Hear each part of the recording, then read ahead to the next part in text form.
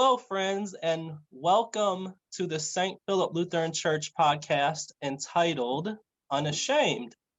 You have me, host Brandon Hunt, pastor of St. Philip Lutheran Church in Trenton, and we are here with Alyssa Offman, who is our office administrative assistant to the pastor, and she is a seminary student in Minnesota at Luther Seminary. Our first ever live guest to our podcast is Vicar Anna Taylor-McCants, who is finishing up her internship in Ypsilanti, Michigan, and she is getting ready to start her ordained ministry. And we'll talk more about that later on in the conversation. So welcome, Anna. How are things going over there?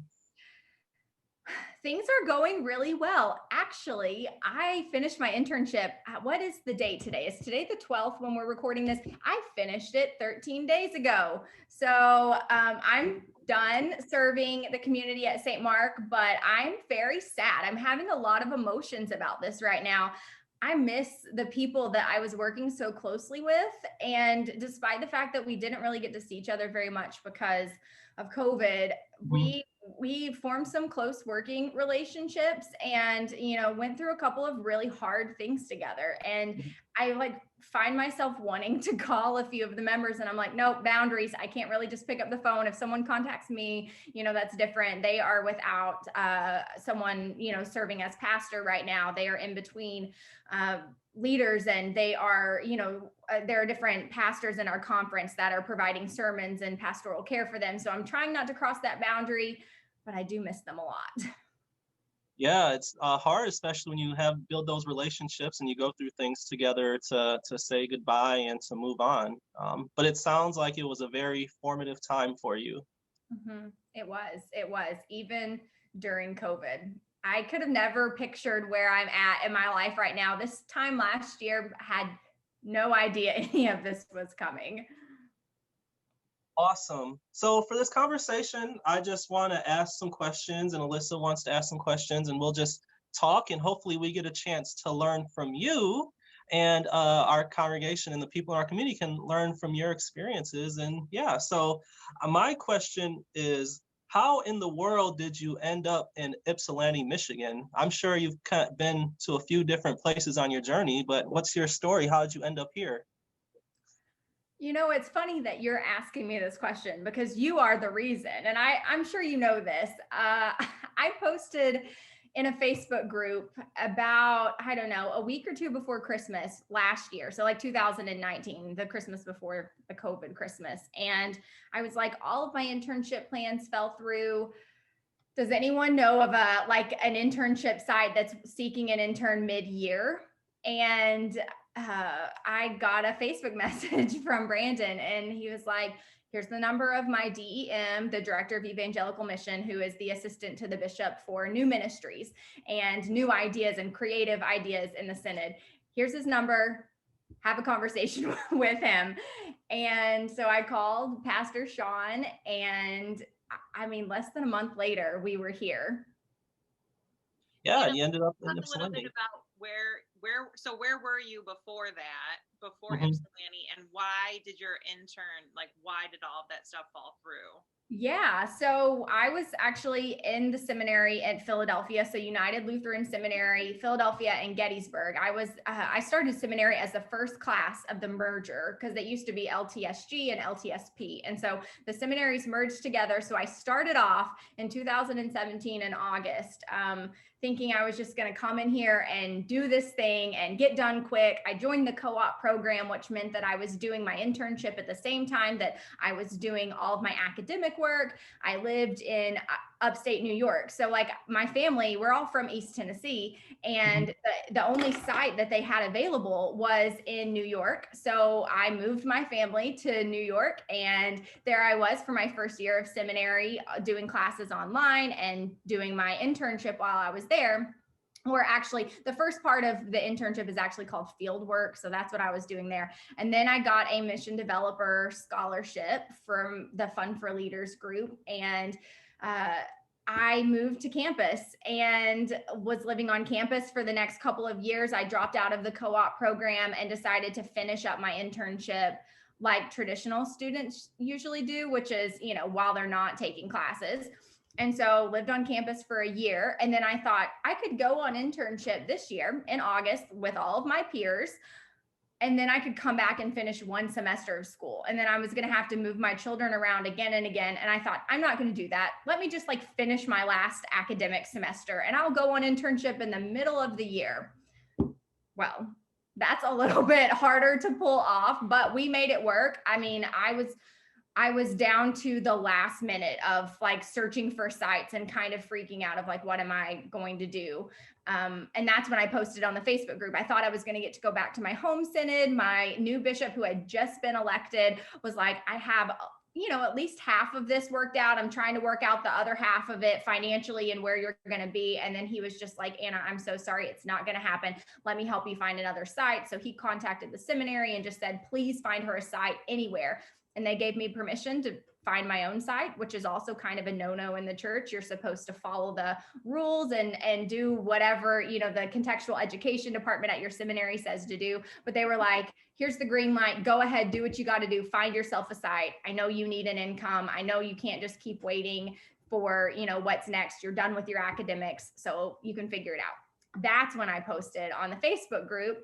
And it was the ELCA LGBTQ and allies group. And I was like, does anyone know of a site anywhere? And Brandon was like, well, I think my synod has some openings. And then it was all downhill from there. I was actually really excited to come here. I was hoping to live in a city again because I loved Philadelphia, right? So I was really hoping that maybe I could live in Detroit because it's a little bit bigger than Ann Arbor. And we get here and it doesn't even matter because there's a pandemic and everything is online anyway. So everyone's missing city living right now. It's not like you can walk down the street and just hang out with people. So it was really a God moment of like centering myself again in what God's plan was and like kind of throwing my hands up, letting all of my ideas for where I wanted to be and what I wanted to do and the type of community I wanted to serve in. Like, I just had to like, let that all go, put my hands up and say, okay, God, wherever you are calling me, I will go. And then I started my internship on February 1st, but because I did all of that extra work in the co-op program, I was able to do a 9-month internship instead of 12. So technically internship ended in October, but I stayed with the congregation for 2 more months. And yeah, like I said earlier, it's really sad. I'm having a lot of emotions about the end of internship. And I know people talked about them, but there wasn't a rule book for ending internship during a pandemic where like, how do you give proper goodbyes when you haven't even had the chance to properly get to know people? I had 7 weeks with them in person before we went online. And so some relationships I formed during the pandemic were really strong and others of them weren't. And, that's just because sometimes communicating over the phone or video messaging is just, it's not the same as being in person. And so there's no rule book for this place that I'm in right now and all of the feelings that are here that I'm just trying to hold. Yeah, one of my instructors in seminary was like, surprise, you all get this free bonus course called Pandemic. So we get that tool to put in our tool belt too, which is hard because no one really knows what they're doing, but it's good at developing some skills at just going with the flow. Mm-hmm. Yeah. When I saw your Facebook post, I was like, we gotta get an internship site, for Anna. And then once you get Pastor Sean excited about something, it's on from there, And so how about you tell us, you did some pretty cool stuff at internship. How about you tell us some of the stuff that you did at your time there? One of my favorite things that I did was an interfaith pride worship. And when I first got here, I was like, let's figure out how to make this happen. And I asked a couple of the groups around here, the interfaith groups, there's 2 of them that are in Ann Arbor. I asked, have they done anything like this before? And they said, not really. They do a couple of events around the Transgender Day of Remembrance, but they never did, like a worship service or a celebration around Pride Month. And so I didn't think it was going to come together because when I was asking folks in the beginning, it was like pre-pandemic and I was just asking a lot of questions and it didn't seem like anyone had time. And then it's not like the pandemic afforded us more time, but it afforded me the ability to network with people in ways that I probably wouldn't have, because, if life had gone on as usual, I wouldn't have been able to, nail so many folks down for meetings. And everyone submitted their videos for this service online. So no one had to show up at the same time, which was really great, because it's really hard when you have 10 different faith traditions and people worship at different times, and their spiritual practices are so different. It's hard to find a time to have a celebration or a service. That kind of is more of a, Christian term, and Judaic term. So we stayed away from service and we said celebration, and we found a time for everyone to be able to submit their videos, and it reached a lot of folks. And that was like my favorite part of it, was that it felt like there was a space in the LGBTQ community, and faith communities and spiritual communities and religious communities, to come together in all of our own individual beliefs and uplift queer people. And it was really great. That sounds really powerful. You said there was 10 faith traditions there. What were some of the faith traditions? So definitely we had multiple different Christian denominations. There were some Jewish folks. One of my Buddhist friends was a part of it. I honestly cannot remember the others at the moment, but I think we had, wow, I should go back and look. I think that someone from the Baha'i community was a part of it, but I can't remember. And I remember, yeah, I don't know, but there were 10 or 12 different traditions present. No, that sounds really amazing. And just to have those folks gathered together and to lift up the queer community and to be together in community, that's a vision, I think, of how the church and religion should be, instead of arguing and disagreeing with each other, but rather, coming together and doing good work together. Wow. So we are finishing with the internship, and now you have some good news for all of us, because you are staying in Michigan after your internship and you are doing something really awesome. Why don't you tell us about what that is? Yeah, so I can only talk about part of this right now. There is a call vote happening this coming weekend to call me part-time to a congregation. And along with that, the part that I can share is that we will be launching a new synodically authorized worshiping community, or what we in the ELCA call a SOC, in our synod right here. It's going to be called Fed Up, and it is a food truck ministry. So I'm going to be the pastor and mission developer of Fed Up. That is amazing.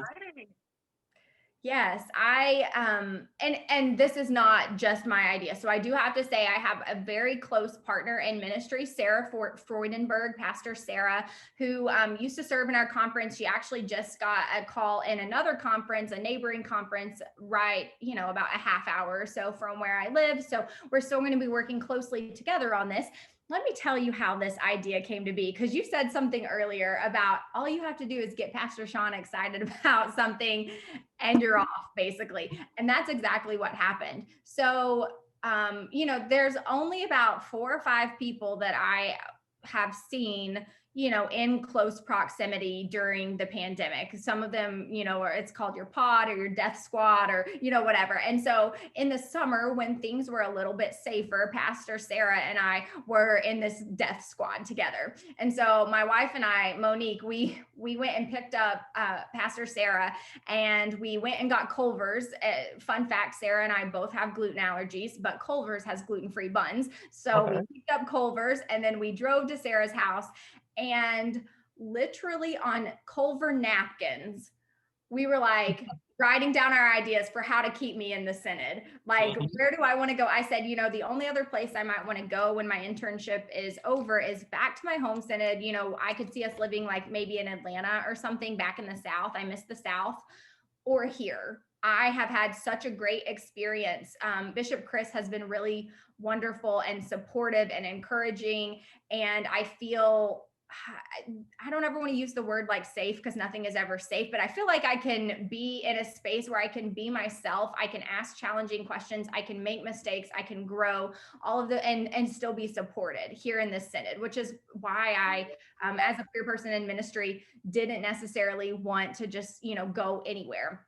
Right. So I thought, if we can make it so that I can stay here, I can continue to grow these relationships, both in and out of the church, that I have been able to make despite the fact that there has been a global pandemic, that would just be really wonderful. And so Sarah said, and I was just spewing off ideas that I had, right? Of like, I would love to have an LGBTQIA+ runaway shelter for youth, to go when they are kicked out of their homes, or when things are unsafe at home, or for whatever reason. I lived at a runaway shelter when I was 16, and I was only there for about a week. And then, I had to go through the court system, got a guardian ad litem, got to go end up living with my dad after all of it was said and done. But then he died while I was still in high school. So it was like a really touchy time for me. And I wasn't even out as a queer person then. So if I had been, it would have been a much more dangerous place. And I just thought I would love to create a space for youth that are having trouble at home, a space for especially, queer youth to be safe. And so I said, this was one of my hopes and dreams for ministry. Another hope and dream for ministry was to have a worshiping space like outside the walls of the church.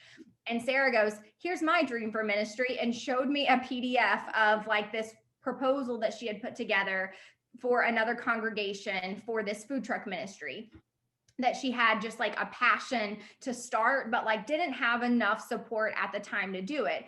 And now, like looking back, it's like, oh my gosh, all of these like ideas and little seeds God has planted are finally being watered and are growing right now. So none of that work that she did a few years ago of like putting this proposal and this idea together, none of it was in vain, because here we are now. I was like, okay, you know what we're going to do? I'm going to call Pastor Sean and we're going to make this happen. And so within a week, Pastor Sean had come and was sitting in my office over at St. Mark, and Sarah was on the phone with us, and Pastor Marie, for another pastor in our conference, was sitting in our office as well. And we were all pumped up pitching this idea of like, why we need a food truck ministry here in Ann Arbor. Like there are, and Ypsilanti, right?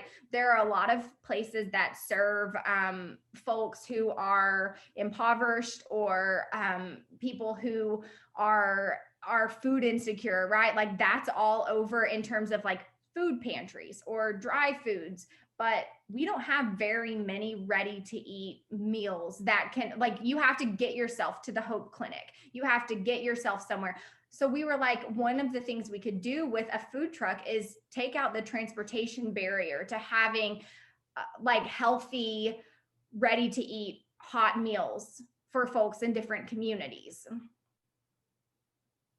That sounds amazing. And so when you were talking about that, I was thinking about Jesus, because I always think about Jesus. And so the thing about, I understand about God and creation, all that, is oftentimes people think that we have to go to God and we have to come and bring ourselves to Jesus and all that, turn ourselves over to God. But in some ways, when we look at the Bible, it's about Jesus and God and the Holy Spirit coming to humanity, right? And coming to us and walking with us. And so this food truck ministry, what you're doing is you're bringing the food and this truck to people, and you're coming to them and serving them where they are, right? And so I think that is just, wow, I am excited for all this to go down.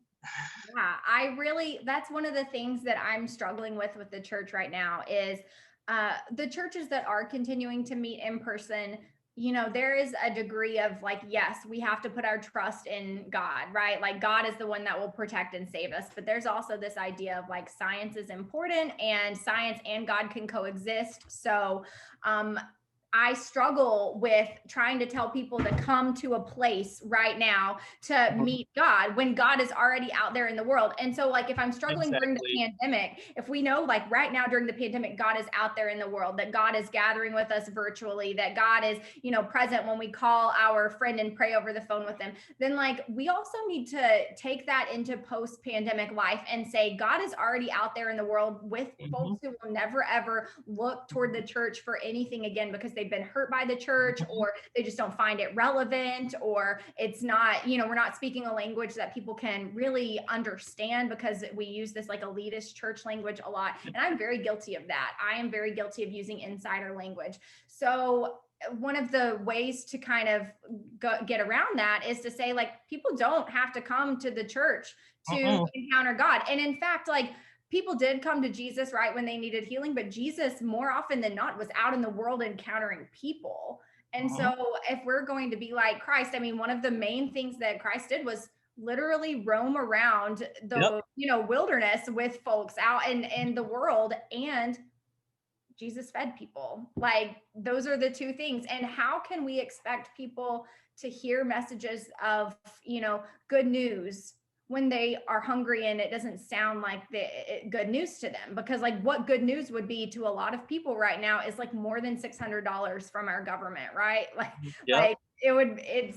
good news is not, wondering if your child is going to have breakfast in the morning or yeah. So there's a lot of work that we can be doing as the church outside the walls of the church. And it's a whole reframing of like, the church is not in our building. And I mean, we're starting to get that throughout this pandemic, some of us anyway, by worshiping online and trying to find new ways to gather together.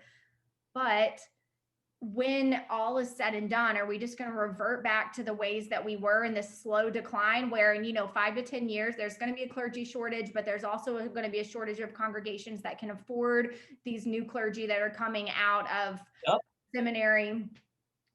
And so we have got to reframe our way of thinking in order to like push past this, inevitable decline in the church that is just being accelerated by the pandemic. It's not caused by the pandemic, it's just being accelerated right now. Right. And the thing is, we can't go back to the way things used to be. There's no going back. There's only going forward. I was a social work major in college, and one of the main things that we had learned and was pushed into us is people don't care about what you know until they know that you care. And so the church, we want to share with people, but like people need to be fed. People need to know that the church cares about them, not just that we just want them to show up so they can fill up our pews and that sort of thing. And so like this food truck ministry, I think, is just really powerful in that it's going to the people and being amongst the people. And that's a game changer. For sure. Yeah. And one of the things that I'm really excited about is I think not only we're starting where we are, right? So I think this is going to be a question that a lot of people who maybe aren't as far along in their like advocacy journeys and their, their education and stuff are going to ask, like, why are you doing this in Ann Arbor? Like, Ann Arbor has money, right? There are resources there. And so one of the things that I think is really important in this type of work is to start with existing relationships. And like, it very much looks like saviorism, to go into a space where you don't live, where you don't know people, and then start trying to fix things. So I've only been here a year, but while I've been here, I've built a lot of relationships with the people in the community that we are going to work with. And so this food truck is not just about going in and just giving people a meal, but it's like investing in the communities around us. That's what I say in the video, and that's my script.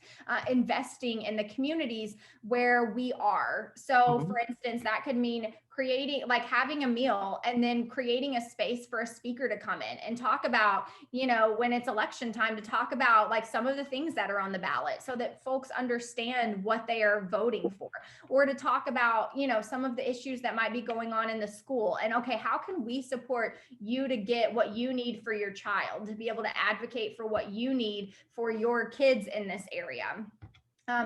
And along with that, so we're starting with the people that we know, with our existing relationships, with our partners that want to either, send us money to support the work we're doing, or if they want to come and like physically, be a part of it. There's going to be a new video coming out in a couple of weeks, probably about another week and a half or so, that Pastor Sarah and I are putting together. And it's going to talk about how to become a partner. So physically, financially, and prayerfully. And so when you're coming out to us, there's going to be this education component where you have to do a little bit of pre-work to kind of understand what we're doing here. And how can you turn around and invest in your community in this way? So it's going to be reciprocal. You're going to send us money. You're going to help us to get our food truck. You're going to help us to purchase our meals. And we're going to show up in your community, maybe at your coffee hour, or maybe at your barbecue that you want to have in the summer when it's a little bit safer to be outside. And you're going to do the work to reach out to your community and show them that you are understanding things about hunger in Southeast Michigan, that you are understanding things about justice for people experiencing houselessness, and that you are doing the work to fight for these things.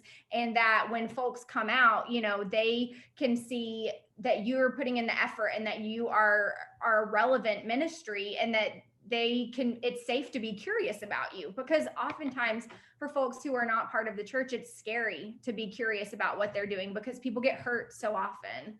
Yes. Yeah, and that's a common story that we've heard for many years of people who have been hurt by the church, and it's hard to trust again. You said in your response there, you used the word houselessness, and normally people might say homelessness. Can you speak to a little bit about like kind of this language to educate?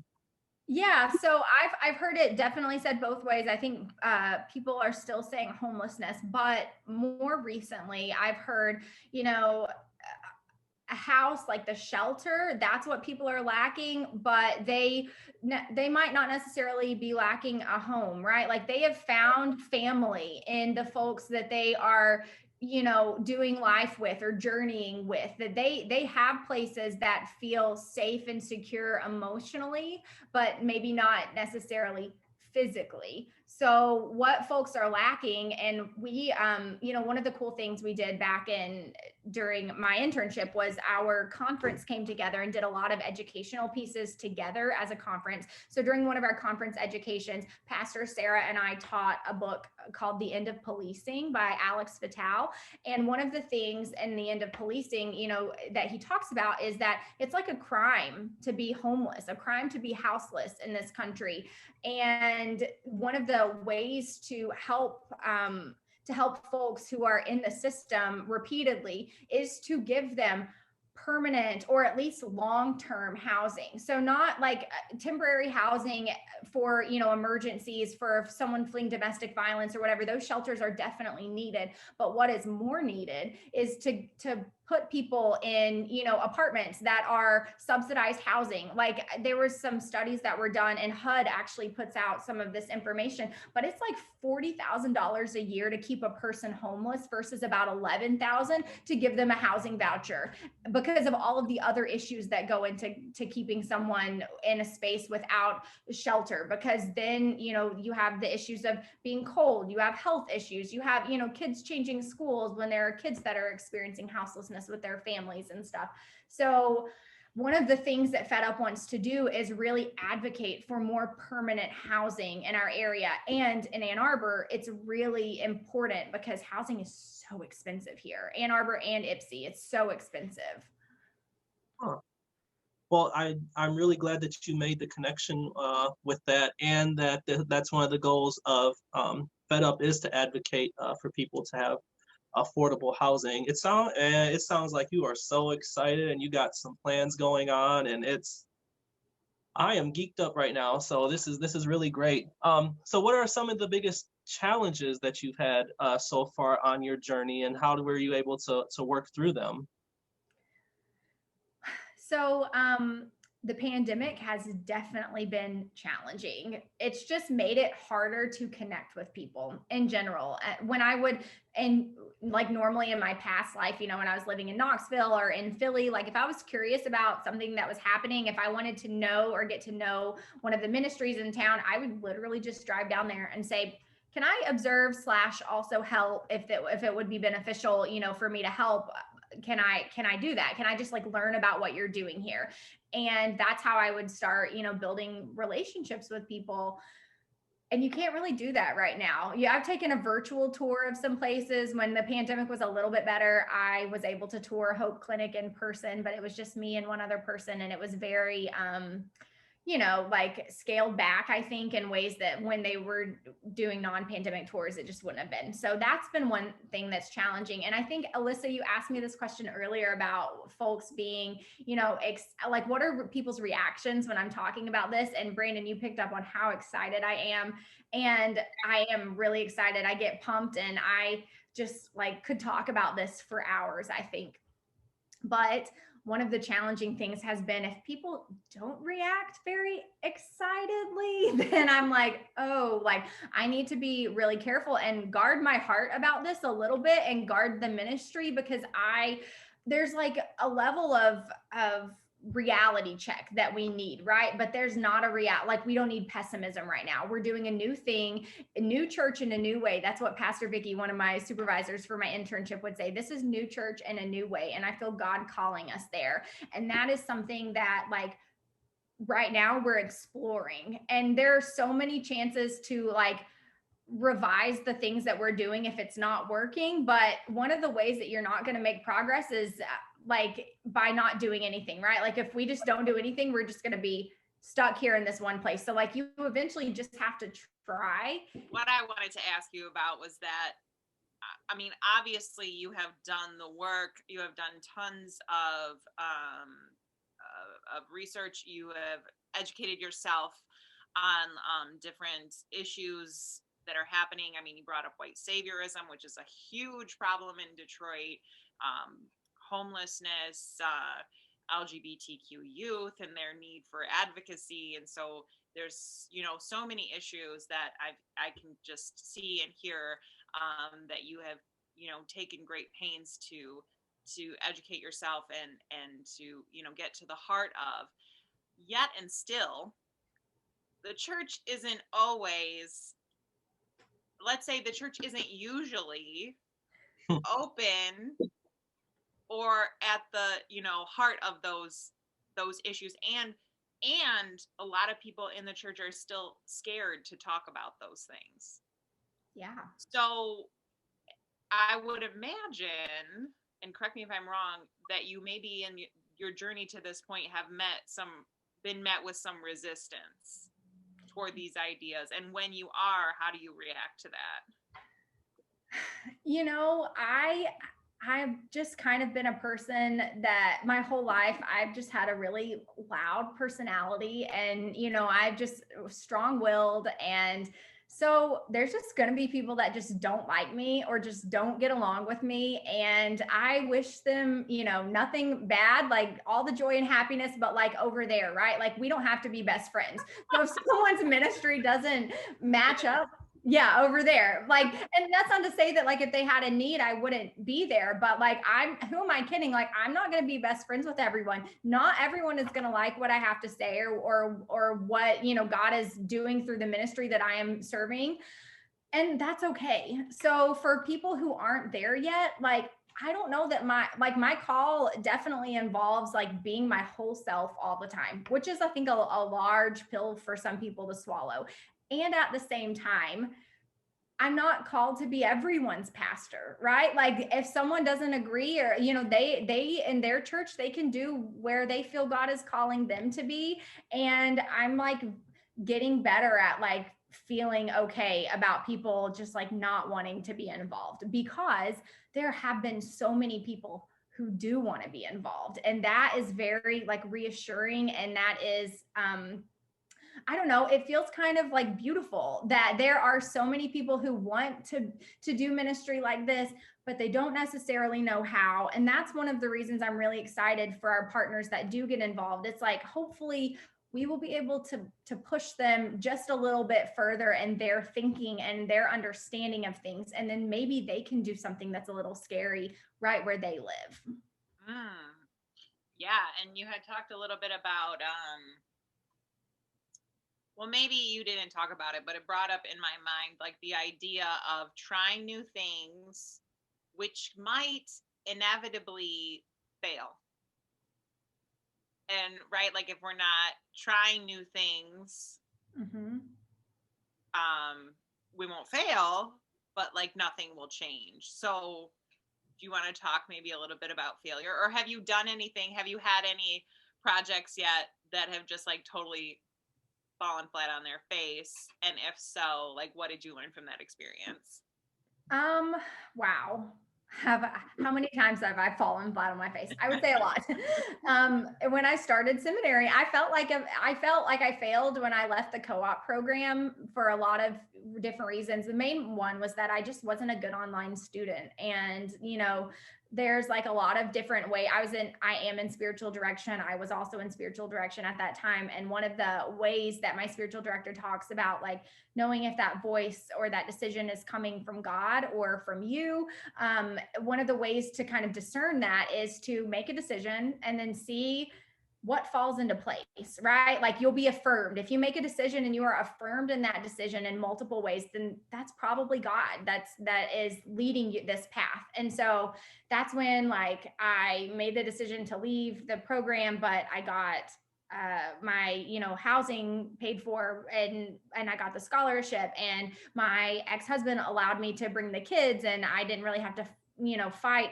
Like, it was a very easy way to change our custody agreement. And there were just a lot of things that it was just like, okay, this is the right thing. And then same thing with, like, coming to Michigan, despite the fact that there was a pandemic. Like, there was a pandemic anywhere I would have gone. So I didn't use that as like a benchmark to know if, like, I was in the right place or not. But then I met a couple of people in the community who have reached out after, and people that I was serving with at the congregation who have reached out, through various things we've done, whether it was our conference education dialogues on race series, or it was, we did the race, COVID in the church discussion. And that really opened some folks up to this idea that, like, they're like, racism exists beyond just like saying, just like verbally, you don't like someone, or, using the N-word. Like, racism is so much more embedded in all of our systems. It's in our healthcare system, which is why you can see so many Black communities just really being destroyed by COVID. And that is because of racism embedded in all of our systems, and capitalism really having a huge impact. And so people learned from those types of things when I was here. And I, like, despite the pandemic, some of the things that we did fell flat on their face. And I'm highlighting the good things right now, because that's really, I think I might just put the bad things out of my mind a little bit when things go wrong.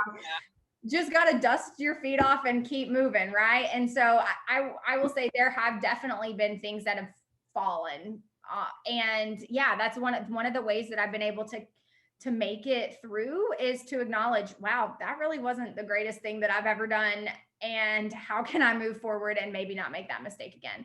And that's going to be what's going to happen with Fed Up. We're hoping right now to buy our truck, so that's what our first campaign is, and we're really trying to decide, do we want a truck that you can drive, or do we want a trailer that you can pull? And there are, like, positives and negatives to each one. And so I'm talking with folks who have food truck ministries all across the ELCA. And, I'm talking about their vehicles, how they came into their vehicle as well. One of them was a donation from a church, one of them, another church closed, another one, like, she raised the money for. And so, we're kind of using the best of all of their situations and hoping to, like, make the best for us happen. And inevitably we're going to make some bad choices on accident, right? Like, it's not like we're setting out to do the wrong thing, and we will have to figure out through that moment, like, how to recover from it and keep moving forward. But I will say, a couple of years ago, Ruben Duran, who is over all of the mission starts for the ELCA, he was speaking at one of the Synod assemblies I was at back in the South. And he said, like, I want to see more of our mission developments fail. Like, I want to see our number increase, because I want to see the number of attempts, the new creative ministries, the new ways God is calling us outside of the church. Like, I want to see more of that. And inevitably, that means more of them are going to fail. But if more of them fail, that means we're doing more of the thing, and we are still answering God's call. So in that way, I was kind of affirmed, like, if we do fail, like, Ruben said he wanted to see it, so maybe it's okay. But No, in reality, I'm very, very nervous about failing. That's something that keeps me awake at night. And I think a lot of people struggle with it. So having a good support system and a good team to like bounce ideas off of, I know I've reached out to both of you guys via, Facebook Messenger or called Brandon on the phone for like just ideas that I've had throughout my internship. Like, is this a good thing? Like, what do you think about this? And so that's really one of the ways that I try and avoid making bad choices, is to kind of talk through them a lot and then feel really confident before I make the choice. Yeah. If you don't go for it, then you don't want to have any what ifs. Yeah.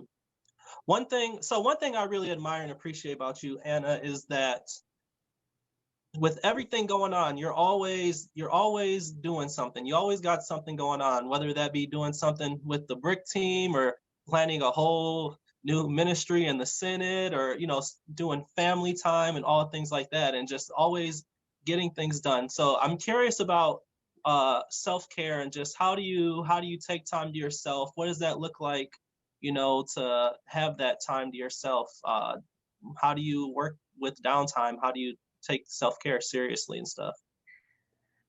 Well, two things. So there's a deacon in our Senate who is doing a really cool ministry called Grace in Action Collectives. Her name is Megan Sobochinsky. I'm sure you guys know her. She's in Detroit. And she told me, because I struggle with like never feeling like I've done enough. And this is something that I worked through during my CPE unit, my clinical pastoral education, where you basically are just faced with a mirror right here and you're like having to deal with all of the shit that's been in your life for a long time.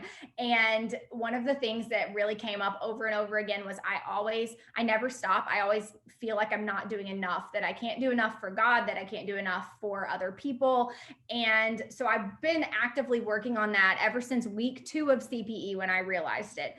And Megan told me the other night, and it was probably the most grace-filled thing that I have like heard, I don't know, at least in 2021. And she was like, Anna, it's a good thing if it feels like the work is never done. Like, just sit there. That means you're growing. That means you're doing things. Like, it was so encouraging to hear, like, you're supposed to feel this way. You don't have to feel like you've accomplished everything right now. And so being able to like process all of that I struggle with never feeling like I'm doing enough. And so feeling like that there's still work to do, that's like part of this. And it's not a character flaw in me that I like need to fix right now. And that there's just going to be more work to do. There always will be, as that means your organization is growing. That means your ministry is growing. That means you are continuing to impact people.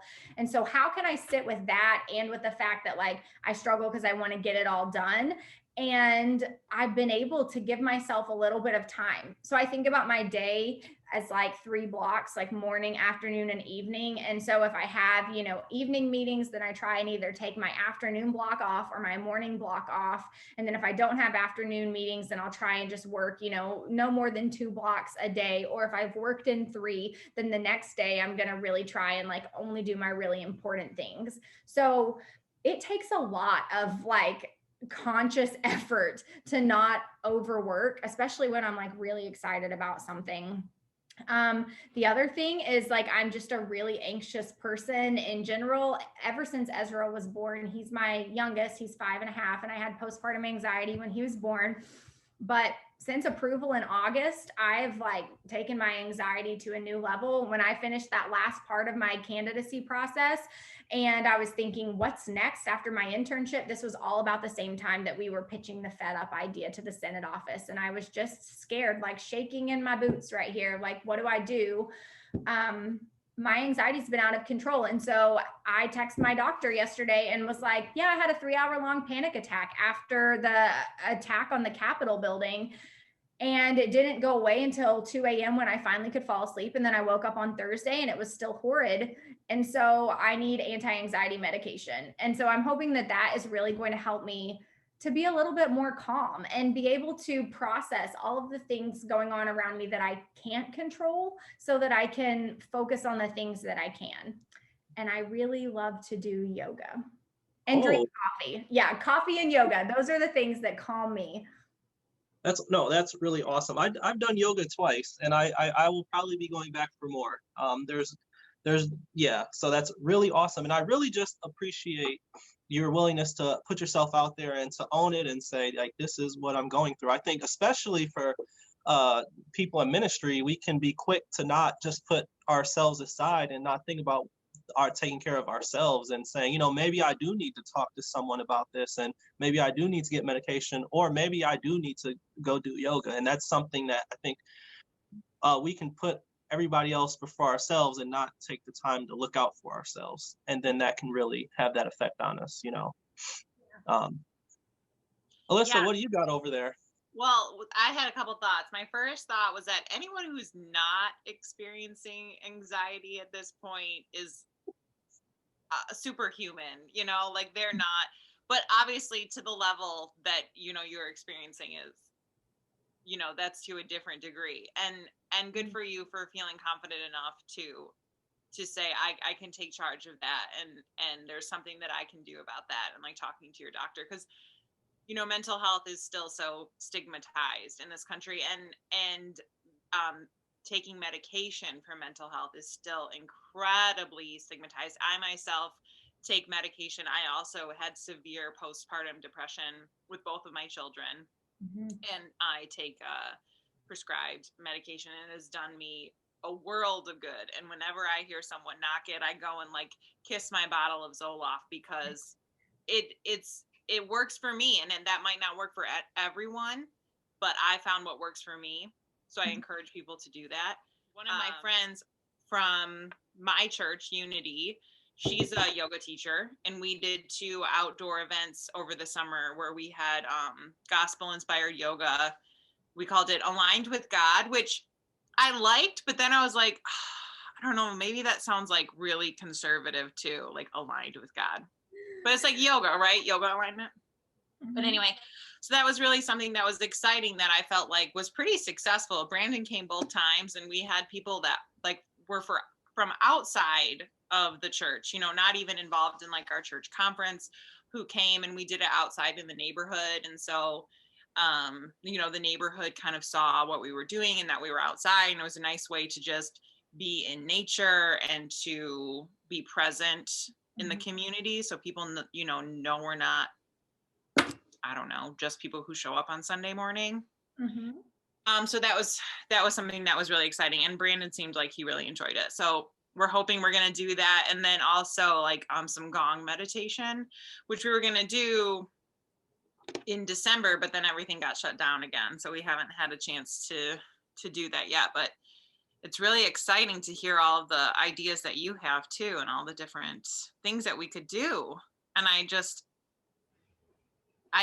get, maybe it affects me a little bit more when people like aren't immediately excited about things. Yeah, it's true. It does. And that's when I just have to move on and find the people that find my team, right? And my supporters and encouragers and the folks that I can call and bounce ideas off of. Yeah. So who are some of the people that you look up to? Whether that be people people on social media, authors, just people who you look to. I have a list of them, but I will not say them all. So I will just give a shout out right now to my best friend in the world, Kelsey Brown. She is now the pastor of Jehu's Table, and she's my kid's godmother, and she is always there listening to, whatever idea I have. And she is the most amazing, encouraging, supportive friend and pastor. And then I love to follow Elle Dowd. We are also friends, but not as close as I am with Kelsey, but I have learned so much from her. She's opened my way of thinking to using more inclusive terms and using terms that actually like mean what we're talking about. So, I just had a really long conversation with her about like, how do I talk about like people who are poor, right? Like, cause we always use people first language. And I was really struggling. And she's like, yeah, there's this line between like, poor is not a dirty word. Like it's not a character flaw in the same way that like in the fat liberation movement, saying fat like it's not a dirty or bad thing, because being fat is not a character flaw. but using terms like economically oppressed is like kind of more accurate, right? Or like people who are economically exploited is another one. And so here, like just bouncing off my ideas off of her has been really important in moving forward. And, you know, like there is, and putting responsibility back to the community of like, people are poor because of the way that we like have let capitalism go unleashed in this country. And that's not the person who is poor. It's not their fault. It is the fault of the community and the responsibility of the community to uplift the person who needs extra support, because it's not like someone just wakes up one day and they're like, oh, let me just be poor this morning, right? It's like not like one bad choice or like one thing, but it's like a system that has kept people in bondage, you know? So anyway, bouncing my ideas off of her has been really great. I've had her also come to the Brick team as we talked about her new book a little bit. She didn't really mention very much. She mentioned her book is about Ferguson, and she came to talk about the documentary that was made about Ferguson when we were doing our second Sunday Cinema Club. So she got to share some of her ideas with the whole synod. And then Lenny Duncan, also a friend, also someone who really, I think, says a lot of hard things that people need to hear.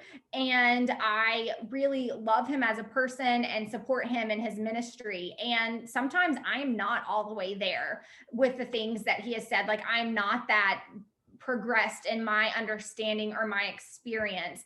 And yet that doesn't invalidate his experience just because I'm not there yet. And that also doesn't mean that I have to be there like right now. And so I think it's like important to have a range of people that I look to and different ways in which they engage with this work and with the church in order to keep me always open to new things.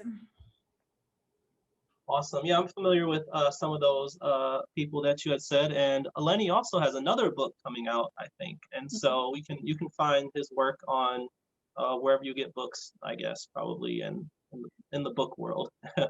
And on his website also. I love what you said about Lenny and about not being there yet. That's a really great way to look at it and frame it in my own mind, because I follow Lenny I read Dear Church, and I follow him on, I think, Instagram. And so it'll come up in the scroll and I'll be like, like, I'm really not there yet. I value it. Like, I value the perspective, but it's hard, it's hard to read that and like instantly, be able to incorporate that into, whatever's going on in here. So I love that perspective of I'm just not there yet, and that's okay. Yeah. And there's like a lot, I mean, to say about like a tweet or, a Facebook post is just like this small, like targeted words, but there's so much more backstory behind it. And it's like, once I understand the way of thinking, then I can understand it. And it's like, oh, maybe I would, in my context, say that a little bit differently, but like, I get the concept, right? And so that's kind of why I'm really thankful for the ways, like the different voices and how they speak to the different things that are happening, because maybe that's not the words that I would have chosen to use to explain that concept, because we are different people with different brains, but it's very helpful in order to like help my people along, the people that I've been trusted to, preach to and speak to. Yeah. I think we are winding down here, but I wanted to ask Anna, how can we support you? How can people support you? How do we contact you? How do we send you money? All that stuff. Ooh, okay. So at this moment, our website is being built. It's going to be fedupministries.org. So, but it is not live yet. And there will be ways, if folks want to contact by email, info@fedupministries.org, that'll probably be the easiest way. However, at this moment in time, people are contacting me through Facebook or like text, phone, email, up to my personal email. And so if anyone wants to email me or has any questions, it is Anna Taylor-McCants. It's my name, but there's no hyphen. Anna Taylor-McCants @gmail.com. And right now, what we are doing is fundraising to get our truck, and we are well on our way. We are hoping to have our truck purchased in February because our first truck event will be in March. Oh, the things are moving. Yeah. Wow. And we'll make sure that the links and everything is in the description of the video so people can reach out. So you're working in partnership with King of Kings in Ann Arbor, right? So Yeah. if people want to send you money and stuff, they can send it to that church. Okay. Yeah, just put Fed Up on the line, but write it to King of Kings. Awesome. All right. Well, this has been very life-giving for me. Alyssa, Anna, do you have any final thoughts? I just want to thank you for your time. This is so cool. I'm very excited for this podcast and the things that y'all are going to do and the people that you're going to get to interview and the ministries you're going to get to talk about. I'm really excited about how God is going to use this to impact the people that are going to watch it. Well, thank you. And we are very excited about how God's going to work through you all with the Fed Up Ministries. So, yeah. All right. Well, this has been great. And blessings on your journey, Anna. Thanks again. And we'll catch you later.